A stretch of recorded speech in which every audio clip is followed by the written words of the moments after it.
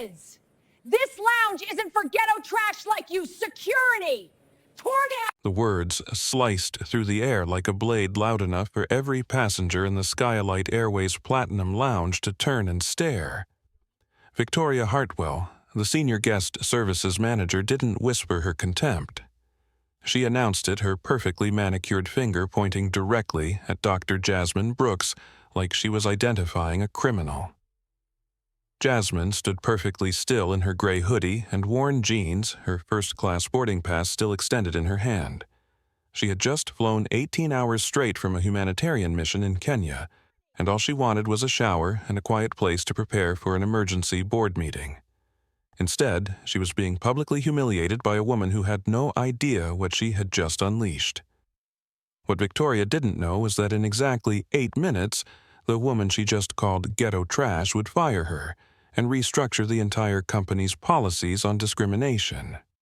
Before we dive into this incredible true story, where are you watching from? Drop your city in the comments below.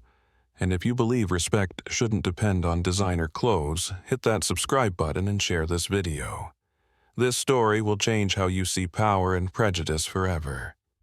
Let's rewind to understand how this moment exploded into existence. Dr. Jasmine Brooks, 34 years old, was not your typical air traveler that Tuesday afternoon at Miami International Airport. Behind her tired eyes and casual clothes was a woman who held one of the most powerful positions in the aviation industry. She was a board member of SkyElite Airways, a $4.2 billion company that operated across 6 continents. Her PhD in aerospace engineering from MIT had opened doors, but her brilliant strategic mind had built bridges that transformed entire corporate cultures. Jasmine had just completed an 18-hour humanitarian mission in Kenya, working with her nonprofit organization to establish STEM education programs for young women. The trip had been grueling, filled with 12-hour days, minimal sleep, and the kind of exhaustion that settles deep into your bones. She had deliberately chosen comfort over appearance for the long flight home, pulling on soft jeans, a university hoodie from her alma mater, and her most comfortable sneakers. She wasn't trying to make a statement about the casual dress codes. She was simply a human being who needed rest. But as she approached the gleaming entrance of the SkyElite Platinum Lounge, she wasn't thinking about her board position or her net worth. She was thinking about the emergency board meeting scheduled to take place during her layover, the hot shower she desperately needed, and the business suit waiting in her carry-on bag. She had made this same journey through the same lounge over 50 times in the past 2 years. The staff knew her face, her preferences, even her usual coffee order. Or so she thought. Standing behind the marble reception desk was a Victoria Hartwell, a 42-year-old woman who had built her entire career on what she called maintaining standards. Victoria's blonde hair was swept into a perfect chignon. Her navy blazer was tailored to perfection, and her pearl necklace caught the light as she moved. She earned $85,000 annually, but lived as if she made twice that amount, maintaining an image of sophistication that she believed was essential to her position.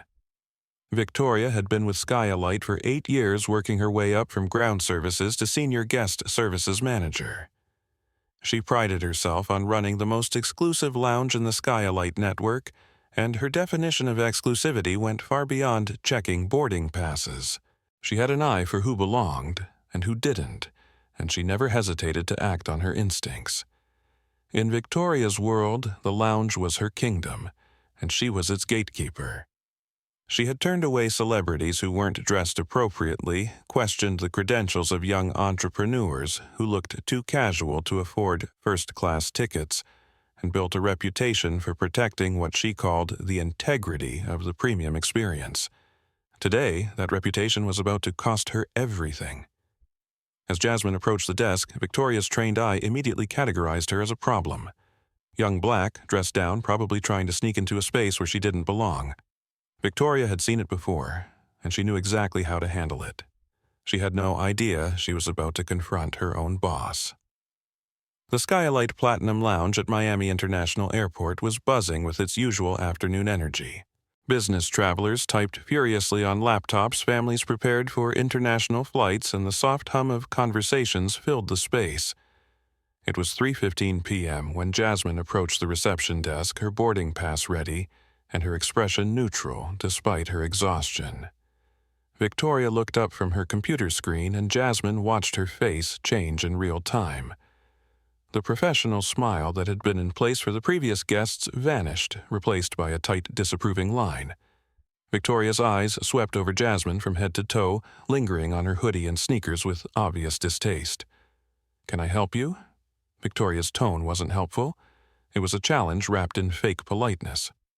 "Good afternoon," Jasmine said calmly, sliding her first-class boarding pass across the marble counter. "I'm flying SkyElite 447 to New York, and I'd like to use the lounge facilities." Victoria didn't touch the boarding pass. She didn't even look at it. Instead, she looked past Jasmine as if searching for the real passenger Jasmine might be accompanying. "I'm sorry, but this is a premium facility for our valued clients," Victoria said, her voice carrying just far enough for nearby passengers to hear. "Are you sure you're in the right place?" The question hung in the air like smoke. Jasmine felt the familiar tightness in her chest that came with being questioned about her right to exist in spaces she had earned access to, but her voice remained steady. "I'm quite sure," Jasmine replied, tapping the boarding pass with her finger. "First-class ticket SkyElite 447. I've been using this lounge for over 2 years." Only then did Victoria reluctantly pick up the boarding pass, holding it between 2 fingers as if it might contaminate her. She scanned it into her system, and Jasmine watched her face tighten when the screen confirmed what she didn't want to see. First class, confirmed paid in full. Victoria's jaw clenched. She had been wrong about the ticket, but she wasn't finished. "I see," Victoria said slowly, placing the boarding pass back on the counter without sliding it toward Jasmine. "However, the SkyElite Platinum Lounge maintains a strict dress code to ensure the comfort and business-ready atmosphere for all our guests." She gestured toward a small silver-plated sign on the counter that read "Management reserves the right to refuse entry. Business casual attire required. No sportswear, tracksuits, or beachwear." Jasmine looked at her own clothes, then back at Victoria. "This isn't sportswear. It's a university hoodie and jeans. I've traveled in this exact outfit before and never had an issue." Victoria's smile returned, but it was cold and sharp. "Well, standards have been elevated recently. We can't have the standards of our premium environment degraded by inappropriate attire." The word "degraded" landed like a physical blow. Other passengers were beginning to notice the tension, their conversations quieting as they sensed conflict. "I'm simply coming in to use the shower facilities and change into my business suit," Jasmine said, her patience beginning to fray. "I have an important meeting during my layover." "A meeting?" Victoria's laugh was condescending. "That's very nice, but our policies are in place for a reason. Sportswear is not permitted regardless of your meeting." She said the word "meeting" like it was a lie Jasmine had told to gain sympathy. "This is not sportswear," Jasmine said, her voice still controlled but gaining an edge of steel. "And I am a paying first-class passenger who has every right to access this lounge." "Ma'am," Victoria said, her voice rising slightly, "you're causing a disturbance. I cannot permit you entry dressed like this. It's not the environment we cultivate for our clientele." The word we hung in the air like a declaration of war. Us versus them.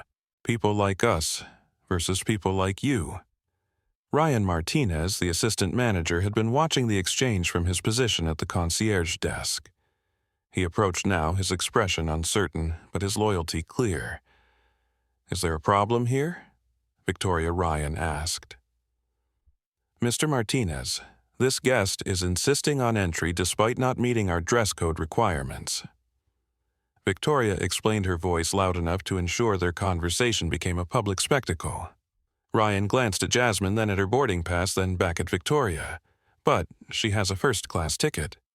"The ticket isn't the issue," Victoria interrupted. "It's about maintaining certain standards, certain demographics for our clientele's comfort." The word hung in the air like a neon sign. Several passengers had stopped what they were doing to stare. An elderly woman at a nearby table frowned and whispered something to her husband. A business traveler looked up from his laptop, his expression darkening. Jasmine felt the heat of humiliation rise in her cheeks, but her voice remained calm. I need to speak with your manager immediately. Victoria's smirk widened. I am the manager. I'm Victoria Hartwell, Senior Guest Services Manager, and I'm telling you that you cannot enter this lounge dressed like that. Then I need to speak with whoever is above you, Jasmine said. Mr. Henderson is in meetings all afternoon, but he would tell you the same thing, Victoria replied. The rules are the rules. We have to protect our brand from people who don't understand the level of service we provide here. People like me? Jasmine asked quietly. Victoria's pause was answer enough. People who don't meet our standards. The conversation had attracted the attention of David Romano, a 31-year-old tech blogger who'd been waiting for his connecting flight. He had watched the entire exchange with growing disgust, and now he pulled out his phone. This is unbelievable, he muttered, opening his live stream app. This is happening right now at Miami Airport. A black woman is being denied access to the first-class lounge despite having a valid ticket. Victoria noticed the phone and her expression hardened further. Sir, please put that away. This is a private matter. Discrimination in a public space is not a private matter, David replied, his viewer count already climbing as people joined his stream. Victoria turned back to Jasmine, her patience completely exhausted. Ma'am, you need to leave now. Security will escort you out if necessary. Are you seriously going to call security on a paying first-class passenger? Jasmine asked. I'm going to call security on someone who is refusing to follow our policies and causing a disturbance, Victoria replied, reaching for the phone. As she dialed, Jasmine took out her own phone. Her fingers found a familiar number in her contacts and she pressed call.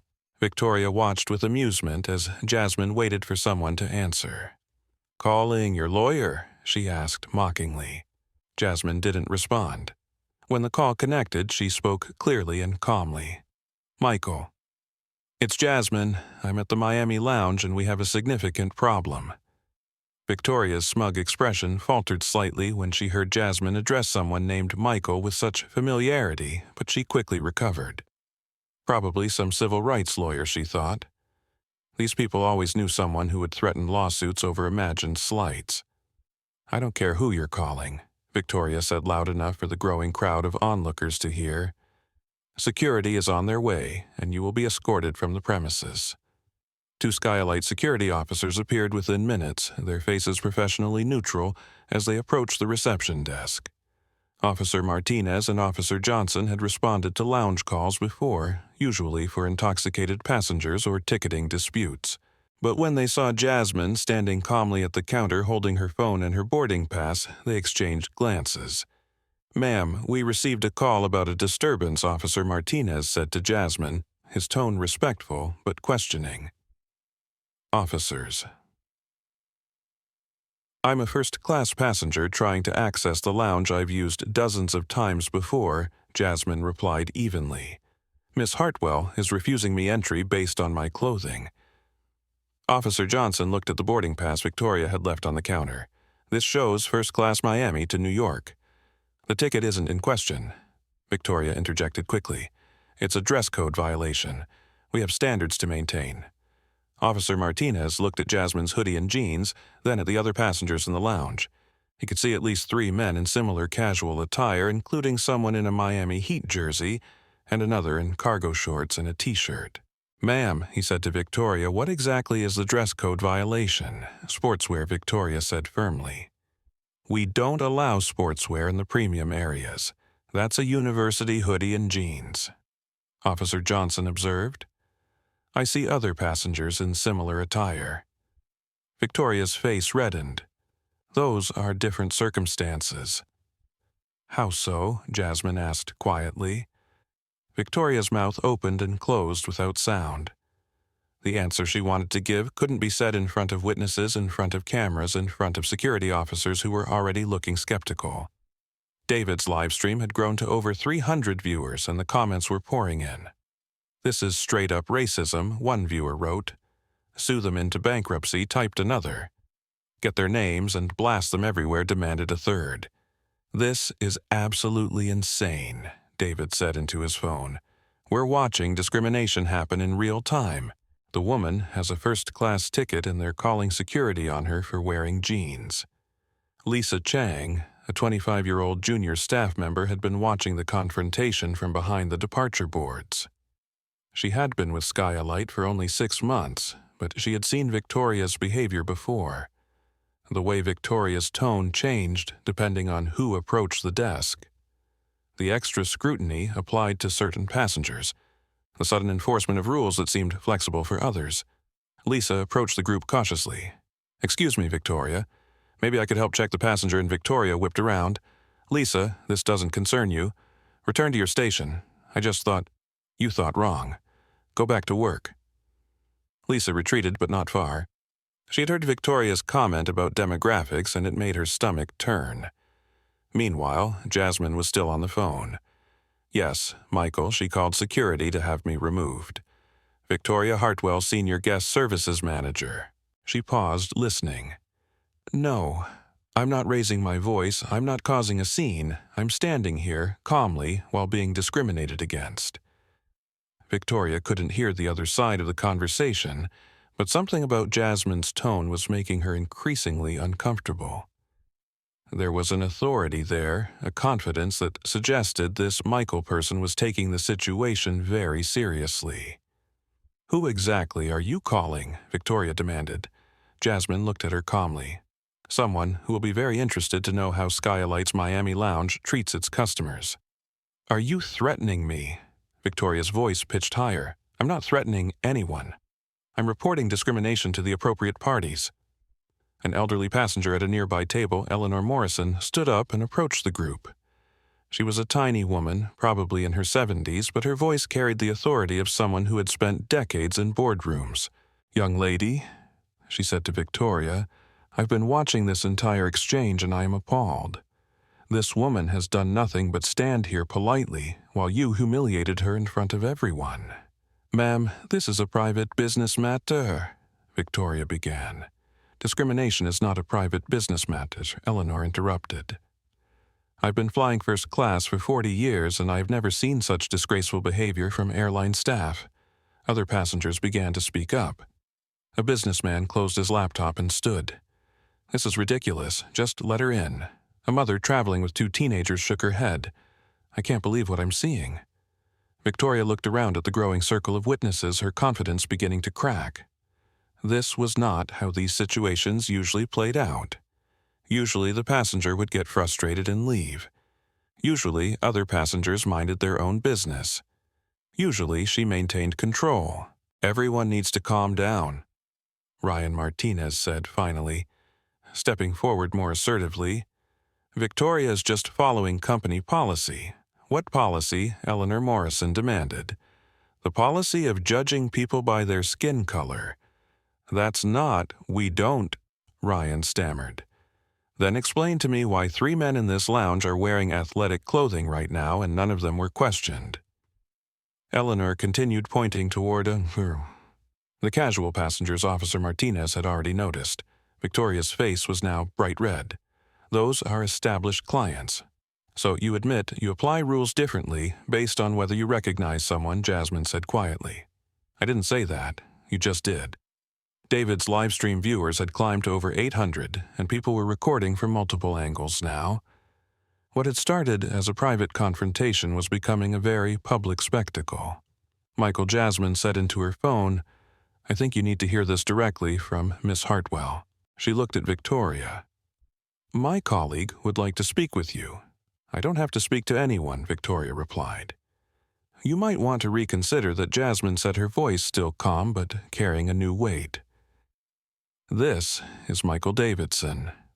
Ryan Martinez went pale. Even Lisa Chang from her position across the lounge sucked in a breath. Every SkyElite employee knew that name. Victoria's hand trembled slightly as she looked at the phone Jasmine was extending toward her. "That's not, you can't possibly be." "Speaking to the CEO of SkyElite Airways," Jasmine finished. "Would you like to tell him yourself why you called security on one of his customers, or should I explain the lounge had gone completely quiet?" Even the ambient airport noise seemed muted. Victoria stared at the phone in Jasmine's hand as if it were a venomous snake. "This is some kind of trick," she whispered. Jasmine switched the phone to speaker mode. A man's voice, crisp and professional, filled the silence. "This is Michael Davidson, CEO of SkyElite Airways. To whom am I speaking?" Victoria's mouth opened, but no sound came out. Officer Martinez stepped forward. "Sir, this is Officer Martinez with Airport Security. We were called to the SkyElite Lounge for a reported disturbance. Officer, thank you for responding. Can you please confirm that Dr. Jasmine Brooks is standing there with a valid first-class boarding pass for SkyElite Flight 447? Officer Martinez looked at the boarding pass again, then at Jasmine. "Yes, sir, first class confirmed. And can you tell me why she was denied entry to our lounge?" Officer Martinez looked at Victoria, who was now visibly shaking. "The staff member cited a dress code violation, sir. I see. Dr. Brooks, are you there? I'm here, Michael. Can you put me on with the manager who refused you service?" Victoria looked like she might faint. Ryan Martinez had backed away as if she had become radioactive. Lisa Chang was openly staring now along with every other passenger in the vicinity. "Dr. Brooks," Victoria whispered. "You're Dr. Brooks." Jasmine nodded silently. Victoria's world began to collapse in real time. "Dr. Brooks, I'm waiting to speak with the manager." Michael Davidson's voice carried clearly through the phone speaker, cutting through the stunned silence of the lounge. Victoria Hartwell stood frozen behind the marble counter, her perfectly manicured hands gripping the edge as if it were the only thing keeping her upright. The woman she had called ghetto trash, the woman she had summoned security to remove the woman she had lectured about demographics and standards, was Dr. Jasmine Brooks, board member, her boss, one of the most powerful people in the company. I'm Victoria Hartwell, sir," she managed to whisper into the phone. "Miss Hartwell, I understand you refused entry to Dr. Brooks based on a dress code violation. Is that correct?" Victoria's mouth opened and closed several times before any sound emerged. "Sir, I was following policy." "What policy would that be?" "The dress code policy, sir. We don't allow sportswear in the premium areas." "And you determined that Dr. Brooks was wearing sportswear." Victoria glanced desperately at Jasmine's hoodie and jeans, then at the other casually dressed passengers in the lounge. Her throat felt like sandpaper. "Yes, sir, I see. And in your 8 years with SkyElite, have you ever enforced this dress code policy on other passengers?" The question hung in the air like a trap waiting to spring. Victoria could feel the eyes of every witness boring into her. David's live stream had exploded to over 1,500 viewers, their comments scrolling by in an angry blur.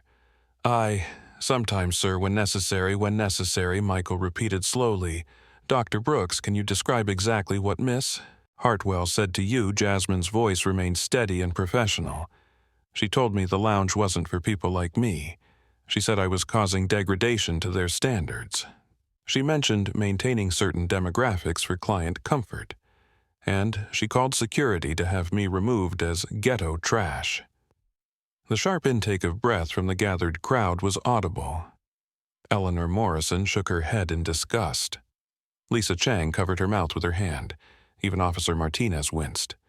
"Miss Hartwell, did you use those words?" Victoria felt like she was suffocating. Every word she had said in anger, every assumption she had made, every prejudice she had revealed was now being broadcast to the CEO, to security, to passengers, to hundreds of people watching online. "I was trying to maintain the standards of the lounge," she said weakly. "That's not what I asked." "Did you use those words?" Victoria looked around, desperately searching for support that wasn't coming. Ryan Martinez had moved even further away, clearly trying to distance himself from the disaster unfolding. Lisa Chang was watching with a mixture of horror and fascination. The passengers were recording everything.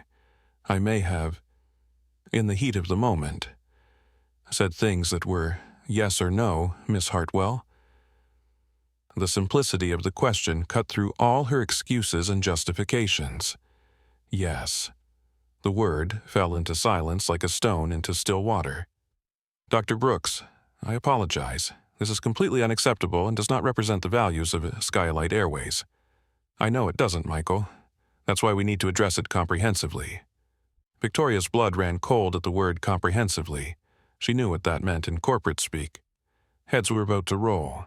Miss Hartwell, you are terminated effective immediately. Your access credentials will be deactivated and you are to gather your personal items and leave the premises.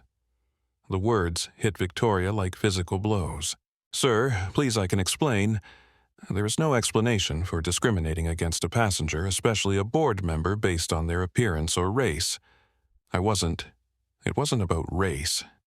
Miss Hartwell, we have witnesses and apparently video evidence of this entire encounter. Your employment with SkyElite Airways is terminated for gross misconduct. Victoria's legs nearly gave out. 8 years with the company. Her reputation, her career, her mortgage, her car payments, everything was crashing down around her in real time. But, sir, I have a spotless record. You had a spotless record. Mr. Martinez. Michael's voice carried clearly through the speaker, addressing Ryan, who had been trying to blend into the background.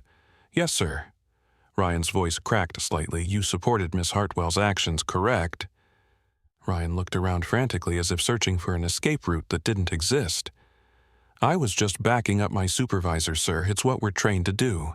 You're trained to discriminate against passengers. No, sir, that's not. I didn't know she was a board member. So you would have supported the discrimination if she hadn't been a board member? The logic trap snapped shut around Ryan. No, sir, I didn't mean. Mr. Martinez, your employment is also terminated effective immediately. Ryan's face went white. Sir, please, I have a family. You should have thought about that before participating in discrimination against our passengers. 2 terminations in 5 minutes. The crowd was completely silent now, watching corporate justice unfold in real time. David's live stream had grown to over 2,000 viewers, with comments pouring in from around the world. Officer Martinez, can you please escort both former employees from the premises? Michael's voice continued. Yes, sir. Officer Martinez replied, though he looked uncomfortable with the rapid turn of events. Victoria's hand shook as she reached for her purse. This isn't fair. I was protecting the brand. You were damaging the brand, Jasmine said quietly. And more importantly, you were damaging people. Dr. Brooks, I'm ordering an immediate investigation into all lounge operations, Michael's voice continued. I want to know if this is an isolated incident or part of a pattern. Lisa Chang stepped forward hesitantly. Sir, this is Lisa Chang, junior staff member. Miss Chang. Yes. Lisa took a deep breath. Sir, there have been concerns about inconsistent application of policies. Some passengers are questioned more thoroughly than others. Victoria whirled around. Lisa, don't you dare. Miss Hartwell, you're no longer employed here, Jasmine said firmly. You have no authority over anyone. Miss Chang, I want you to document everything you've observed, Michael said. And, effective immediately, you're promoted to interim manager of the Miami Lounge. Lisa's eyes widened. Sir, I've only been here 6 months. You've shown integrity under pressure. That's worth more than years of experience without moral courage. Security began escorting Victoria and Ryan toward the exit. Victoria turned back one last time, her composure finally cracking completely. You people always pull the race card when you don't get your way, she spat. The lounge erupted. Eleanor Morrison stood up so fast her chair fell over. How dare you? David's live stream comments exploded with outrage. Even Officer Martinez looked shocked. Jasmine never moved, never raised her voice. She simply watched Victoria's final meltdown with the same calm dignity she had maintained throughout the entire ordeal. Miss Hartwell Jasmine said quietly, I didn't pull any card. I simply expected to be treated with the same respect you show other first-class passengers. The fact that this seems unreasonable to you is exactly why you're no longer employed. Victoria was escorted out, still protesting, her voice echoing through the terminal until the doors closed behind her. The lounge remained silent for several moments after she was gone. Dr. Brooks Michael's voice came through the speaker. Your usual table is waiting for you. The immediate aftermath of Victoria and Ryan's termination left the SkyElite Platinum Lounge in a state of stunned quiet. Passengers who had witnessed the confrontation were still processing what they had just seen. Phones, still recording conversations, still whispered. Lisa Chang stood behind the reception desk, her temporary promotion feeling both surreal and overwhelming. Dr. Brooks, Michael Davidson's voice continued through the speakerphone. I want to personally apologize for what you experienced today. This is completely contrary to our values and mission. I appreciate that Michael Jasmine replied, finally moving closer to the reception area that was now free of Victoria's hostile presence. But this isn't about an apology to me, it's about ensuring this doesn't happen to anyone else. Absolutely. Lisa, are you still there? Yes, sir. Lisa responded, her voice stronger now, despite the magnitude of her sudden responsibilities. I want all discriminatory signage removed immediately. The dress code policy is suspended pending a complete review. Every staff member in every SkyElite lounge will undergo bias training within 30 days. No exceptions. Lisa nodded, then realized he couldn't see her. Yes, sir. I'll coordinate with HR immediately. And Lisa, I want you to personally ensure that Dr. Brooks has everything she needs for her board meeting. Of course, sir. David Romano, still live-streaming to his now massive audience of over 3,000 viewers, lowered his phone slightly. Ma'am, he said to Jasmine, I hope it's okay that I recorded this. The world needs to see what just happened here. Jasmine turned to him with a tired but genuine smile. What's your name? David Romano. I'm a tech blogger, but this was bigger than anything I usually cover. Thank you for being a witness, David. Your video may prevent this from happening to someone else who doesn't have a board position to fall back on. Eleanor Morrison approached the group, her elderly frame moving with purpose. Young woman, she said to Jasmine, I have never been more proud to witness someone handle discrimination with such grace and power. Thank you, Mrs. Morrison. Eleanor Morrison. I've been flying for 60 years, and what that woman did to you was despicable. But watching her get fired, that was the most satisfying thing I've seen in decades. A ripple of laughter moved through the crowd of onlookers, breaking some of the tension that had gripped the lounge. Michael's voice came through the speaker again. Dr. Brooks, the board meeting will proceed as planned. Conference Room 3 is prepared with full video capabilities. Thank you, Michael. And I want a full report on this incident included in today's agenda. Already being prepared. As Jasmine finally moved into the lounge proper, Lisa Chang quickly set about removing the discriminatory signage Victoria had used as weapons.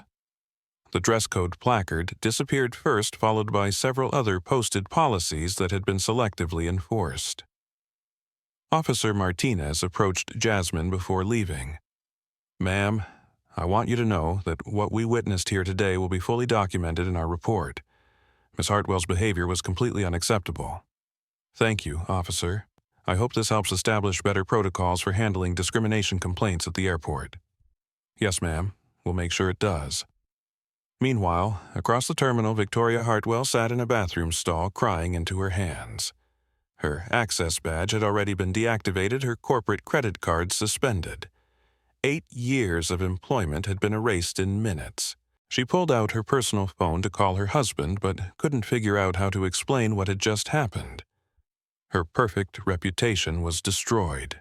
Her spotless record was now marked by termination for gross misconduct and racial discrimination. In the aviation industry, word traveled fast, and she knew she would never work for another airline again. Ryan Martinez sat on a bench outside the terminal staring at his termination paperwork. He had 3 children and a mortgage. His wife worked part-time, and his SkyElite salary had been their primary income. He tried calling his supervisor at headquarters, but his corporate directory access had already been revoked. Back in the lounge, Lisa Chang was handling her new responsibilities with remarkable composure. She had called HR, initiated the bias training protocols, and was personally ensuring every passenger felt welcome and valued. Dr. Brooks, Lisa said, as Jasmine prepared to head to the shower facilities, I want you to know that some of us saw what was happening, and we knew it was wrong. I should have spoken up sooner. The important thing is that you're speaking up now, Jasmine replied. Change doesn't always happen all at once. Sometimes it happens one brave voice at a time. David's live stream was now being shared across social media platforms. SkyElite discrimination was trending on Twitter. The video had been viewed over 50,000 times in just 1 hour, with comments pouring in from around the world. "This is why we need more diversity in corporate leadership," one comment read. "That woman handled discrimination with more class than I've ever seen," wrote another. "Fire everyone who was silent," demanded a third. Eleanor Morrison had taken it upon herself to approach other passengers who had witnessed the incident, collecting contact information for anyone willing to serve as witnesses if needed. Her business background had kicked in, and she was building a solid foundation of evidence. As Jasmine finally made her way to the shower facilities she had originally been denied access to, she passed the table where Victoria Hartwell had been sitting with her perfectly organized paperwork just hours earlier. A custodial staff member was clearing away her belongings: a half-finished latte, a company manual, a small framed photo of her family. The reality of what had happened was still settling in. A woman's entire career had imploded, not because of a business failure or economic downturn, but because she couldn't see past the color of someone's skin and the casual nature of their clothing. In the shower, finally alone for the first time since the morning, Jasmine allowed herself to feel the full weight of what she had experienced. The humiliation, the anger, the exhaustion of having to prove her worth in a space she helped govern, but also the satisfaction of knowing that her response would create lasting change. When she emerged 20 minutes later, refreshed and dressed in her business suit, the lounge felt different. Lisa Chang greeted her with a genuine smile and a perfectly prepared coffee. Other passengers nodded respectfully. The atmosphere was one of respect and inclusion rather than judgment and gatekeeping. "Dr. Brooks," Lisa said, "Conference room 3 is ready for your meeting. And ma'am, thank you for what you did today. Not just for yourself, but for all of us who believe in treating people fairly." Jasmine smiled. "Thank you, Lisa. And remember, you didn't get promoted because of what happened to Victoria. You got promoted because you showed character when it mattered." As Jasmine headed to her board meeting, David was wrapping up his live stream.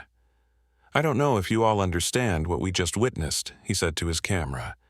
"This wasn't just someone getting fired for bad customer service. This was institutional change happening in real time. Dr. Jasmine Brooks didn't just stand up for herself. She stood up for everyone who has ever been judged by their appearance instead of their character." The board meeting proceeded as planned, but with an additional agenda item that would reshape SkyElite's policies across the globe. 3 months after the incident at Miami International Airport, the changes at SkyElite Airways had rippled through every level of the organization. What had started as one woman being denied access to a lounge had evolved into a company-wide transformation that the aviation industry was watching closely. Lisa Chang had proven herself exceptional as the Miami lounge manager.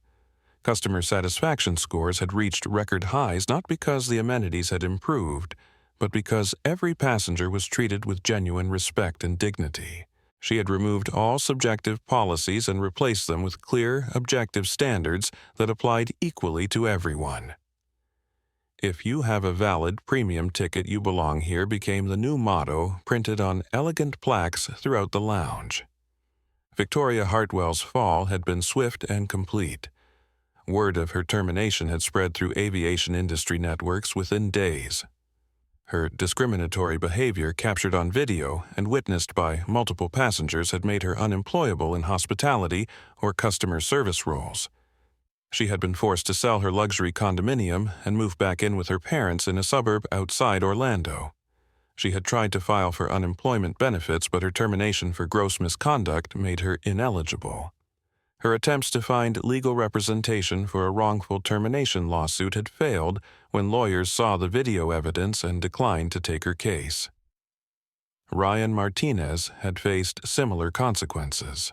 His participation in discriminating against a passenger, especially a board member, had effectively ended his career in the aviation industry. He was currently working the night shift at an airport parking garage, making less than half his former SkyElite salary. His wife had taken a full-time job to help support their family. But the real transformation was happening at the corporate level. Dr. Jasmine Brooks had spearheaded the development of new policies that went far beyond simple anti-discrimination training. SkyElite had implemented what they called the Dignity First initiative, a comprehensive program that addressed implicit bias, cultural sensitivity, and inclusive customer service. Every employee from ground crew to senior management was required to complete annual training that included virtual reality scenarios designed to help them understand the experience of being discriminated against. The program was so innovative that competing airlines had begun reaching out to SkyElite to license the technology. "We're not just changing our own culture," Jasmine explained to the board during a quarterly review. "We're setting a new standard for the entire industry." The financial impact had been remarkable. SkyElite's customer satisfaction ratings had soared, leading to increased loyalty and higher revenue. The company's commitment to inclusion had attracted new customers who had previously avoided airlines due to discrimination concerns. David Romano's video of the incident had been viewed over 2 million times across various platforms. He had parlayed the viral success into a partnership with civil rights organizations, using his platform to highlight discrimination in public spaces and corporate accountability. Eleanor Morrison had become an unexpected advocate for change. At 73 years old, she had used her extensive business network to promote SkyElite's new policies to other companies and organizations. Her witness testimony had been crucial in documenting the pattern of discrimination that investigators discovered at multiple SkyElite locations. The investigation that followed the Miami incident had revealed that Victoria's behavior was not isolated. Similar complaints had been quietly suppressed at lounges in Chicago, Los Angeles, and Atlanta. A total of 12 employees had been terminated and 15 others had received formal reprimands and additional training. But perhaps the most significant change was cultural. SkyElite had become known as the airline that not only talked about diversity and inclusion but actually enforced meaningful policies. Their recruiting efforts had attracted more diverse candidates and their employee satisfaction scores had improved dramatically. Dr. Jasmine Brooks continued to travel frequently for both business and her humanitarian work. She still dressed comfortably for long flights, often wearing jeans and hoodies. But now her choice of clothing had become a deliberate test of the changes she had helped implement. On a recent trip through the Miami lounge, she was greeted warmly by Lisa Chang and her team. A young black businessman, probably in his 20s, was checking in while wearing basketball shorts and a team jersey. He was processed quickly and efficiently with no questions about his attire or appearance. Dr. Brooks Lisa said as Jasmine passed the reception desk, "Your usual table is ready. And thank you again for everything you've done." "Thank you, Lisa, but remember, you're the one maintaining these standards every day. That matters more than any policy I helped write." The lounge that had once felt hostile and unwelcoming was now a model of inclusive service. Passengers of all backgrounds and dress codes moved freely through the space served by staff who had been trained to see customers rather than categories. As Jasmine settled into her usual quiet corner to prepare for another board meeting, she reflected on how much had changed. Victoria Hartwell had thought she was protecting her exclusive little kingdom by keeping out people who didn't look like they belonged. Instead, she had triggered a revolution that made the entire airline industry more welcoming for everyone.